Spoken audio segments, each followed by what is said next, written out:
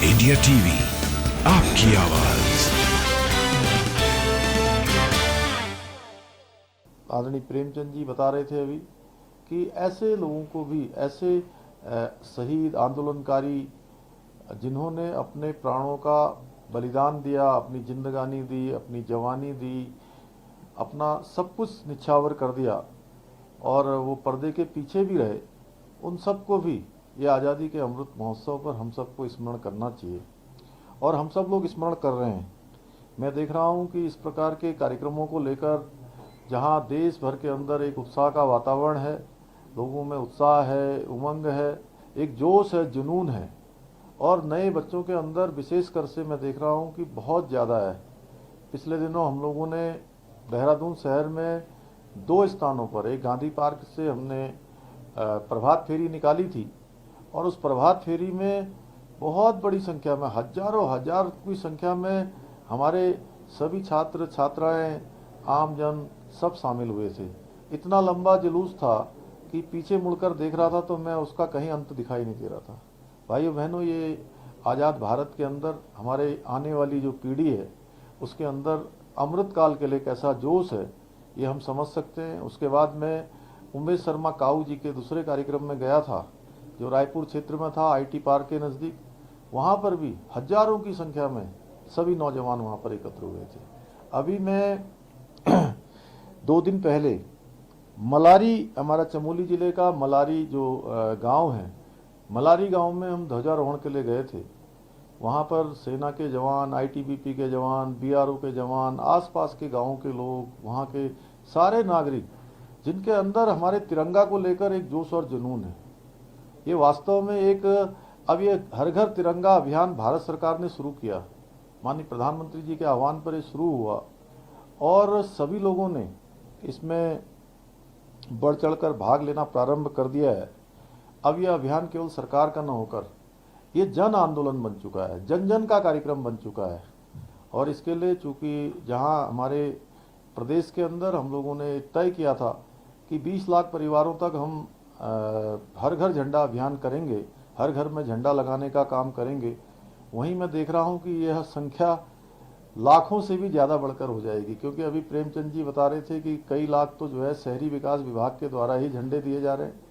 अभी मैंने सुनील उनियाल गामा जी बता रहे थे कि 1 लाख से ज़्यादा झंडे जो है नगर निगम देहरादून वितरित कर रहा है। तो ऐसे बहुत सारी स्वयंसेवी संस्थाएं, बहुत सारे लोग आगे आकर जो है इस अभियान में अपना योगदान दे रहे हैं। मैं उन सभी का धन्यवाद करना चाहता हूं। और ऐसे समय में जब हम ये अभियान कर रहे हैं तो कुछ बातें हमारे स्मरण में रहनी चाहिए। जैसे हम शहरी विकास विभाग के अंतर्गत, निकायों के अंतर्गत इस कार्यक्रम को करने वाले हैं, तो इस कार्यक्रम में एक और जहां पर हम शहरों की सफाई का विशेष रूप से ध्यान करेंगे, जहां हम आज़ादी का अमृत महोत्सव मना रहे हैं और आज़ादी के अमृत महोत्सव में हम सभी को, एक एक निकाय को, इसको इकाई बनाकर मुख्य रूप से स्वच्छ भारत अभियान जो माननीय प्रधानमंत्री जी का प्रिय विषय है उसको भी हम लोग लेंगे। और ऐसे स्थान जहां तिरंगा फहराया जाना है, स्वतंत्रता संग्राम सेनानियों के स्मारक हैं, शहीद स्मारक है, शहीद की और महापुरुषों की मूर्तियां हैं, गांव, कस्बे और नगर का ऐसा स्थान जहां पर सार्वजनिक कार्यक्रम, रामलीला, जनसभा और अन्य सांस्कृतिक कार्यक्रम आदि होते हों, उन सभी पर विशेष रूप से हमारा ध्यान होना चाहिए कि वो सब स्थान हमारे स्वच्छ हों, साफ सफाई वहाँ पर हो, चूना इत्यादि हमारा वहाँ पर पड़ा हो। ये हम शहरी विकास विभाग के अंतर्गत कर सकते हैं। इसी प्रकार से निकायवार एक सूची भी तैयार होनी चाहिए, एक सूची भी तैयार होनी चाहिए जिसमें स्वतंत्रता संग्राम सेनानियों के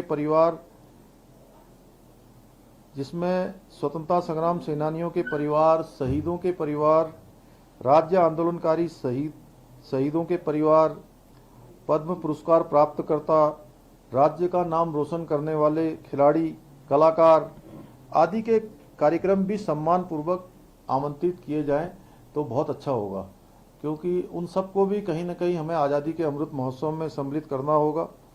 सभी धार्मिक केंद्रों पर और उनके द्वारा संचालन समिति, वहाँ पर भी ध्वजारोहण किया जाए इस प्रकार की व्यवस्था भी हमारे निकाय के लोग, हमारे जो शहरी विकास से जुड़े हुए अधिशासी अधिकारीगण हैं, हमारे MNA, नगर निगम और नगर पालिकाओं के और नगर पंचायतों के, वह भी इस ओर अगर निश्चित रूप से एक संयोजन का काम करेंगे तो ये आज़ादी के अमृत महोत्सव में चार चांद लगेंगे। नगर पंचायत है, नगर पालिका, नगर निगम द्वारा जो भी राष्ट्र ध्वज आरोहण स्थल की, जहाँ पर भी राष्ट्र ध्वज फहराया जाएगा, उस स्थान की सफाई का विशेष रूप से ध्यान दिया जाना चाहिए। और साथ में तिरंगे को लेकर पद यात्रा, नगर भ्रमण, प्रभात फेरी के आयोजन की भी अपेक्षा है कि इस प्रकार के कार्यक्रम भी आयोजित हों, जिसमें भूतपूर्व सैनिक, कर्मचारी, स्थानीय नागरिक, व्यापारी जो हमारे आए हुए हैं, वो सभी के सब अपना योगदान देंगे। स्कूलों के संचालक, पिछले दिनों देहरादून शहर में हम लोगों ने लगभग 150 के लगभग सभी प्रमुख स्कूल और जो प्रमुख संस्थान हैं शिक्षा के, उन सभी के साथ मिलना हुआ था और उन सभी लोगों ने जो है खूब आगे बढ़ चढ़कर भाग लेने का उन्होंने उस समय आश्वासन भी दिया था। ध्वनि विस्तारक यंत्रों से देश प्रेम के गीत भी सुबह 5 बजे से लेकर 10 बजे तक प्रसारित हो सकते हैं, क्योंकि अब मात्र आज के बाद केवल 15 अगस्त के 2 ही दिन बीच में बच जाएंगे और हर घर तिरंगा अभियान कल से ही प्रारंभ होना है। और सरकारी, अर्ध सरकारी विभाग, विद्यालय और निजी संस्थान अपने स्तर पर स्वतः ही इन आयोजनों को पूरे श्रद्धा समर्पण के साथ आयोजित कर रहे हैं। हमें उनके बीच में शहरी विकास विभाग के सभी जो हमारे जनप्रतिनिधिगण हैं, हमारे अधिकारी कर्मचारीगण हैं, उनको इसको एक पूरे वातावरण को तैयार करने का काम, उन सब के बीच में जाकर कहीं ना कहीं, जैसे मैं एक बात कहता हूँ, कैटालिस्ट का काम, उत्प्रेरक का काम करना होगा, जिससे कि ये एक हमारा जन अभियान जो बन गया है, उस जन अभियान का पूरा जो है एक स्वर में पूरे उत्तराखंड से आवाज़ जानी चाहिए कि जो उत्तराखंड जहाँ देवभूमि है, देवभूमि के साथ जहाँ स्वतंत्रता संग्राम के आंदोलन में यहाँ का बहुत बड़ा योगदान रहा है, वहीं देश की सुरक्षा में, देश की रक्षा में यहाँ के हमारे रणबांकुरों का बहुत बड़ा योगदान है। कोई भी युद्ध हो, उत्तराखंड के लोगों की बहुत बड़ी भूमिका उसमें रही है। इसलिए यह राष्ट्रभक्ति का एक ओत-प्रोत होने का समय है। उस समय में हम सब लोगों को आगे आकर अपने अपने स्तर से सभी को काम करना है। जहाँ हम सब लोग लगे भी हैं, इसमें कहीं कोई वो नहीं है कि कोई नहीं लगे, सभी लोग लगे हैं। मैं आज के अवसर पर, चूँकि आप सबसे यही अपेक्षा है कि कल से ये जो हर घर तिरंगा अभियान हमारा प्रारंभ हो रहा है, वो कल से शुरू हो जाए और ये आज ही हमारी रूपरेखा बन जानी चाहिए और हमारे जितने भी ध्वज हैं वो ध्वज कल से लग जाने चाहिए। और इस प्रकार की व्यवस्था हम सब लोगों ने यहाँ पर अपने अपने स्तर से ही करनी होगी, क्योंकि मॉनिटरिंग अभी 1-2 दिन के अंदर बहुत ज़्यादा न तो कोई करने वाला है, न ही ये कोई ज़बरदस्ती का कार्यक्रम है, यह तो स्वतः स्फूर्त कार्यक्रम है।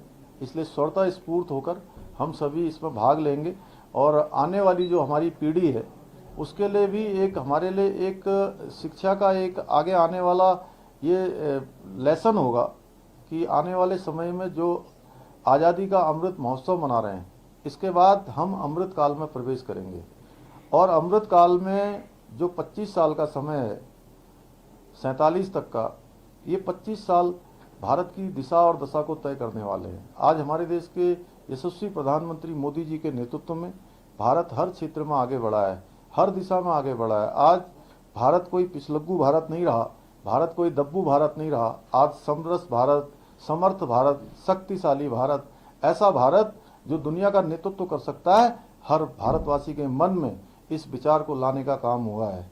कभी निराशा और कभी घोर अंधकार का जो भाव था, वो भाव समाप्त हुआ है। आज भारत को पूरी दुनिया मान सम्मान से देख रही है। भारत के अंदर भारत की पहचान दुनिया के देशों में बढ़ गई है, हर क्षेत्र में भारत आगे बढ़ रहा है। तो इसलिए इस राष्ट्रभक्ति के ओत-प्रोत कार्यक्रम में हम सबको अपना योगदान देना है। मैं इतना ही सब आपसे निवेदन करते हुए अपनी बात को समाप्त करता हूँ। बहुत बहुत धन्यवाद। इंडिया टीवी हर वक्त हर जगह डाउनलोड करने के लिए सर्च करें India TV news Google play store या ऐप स्टोर पर।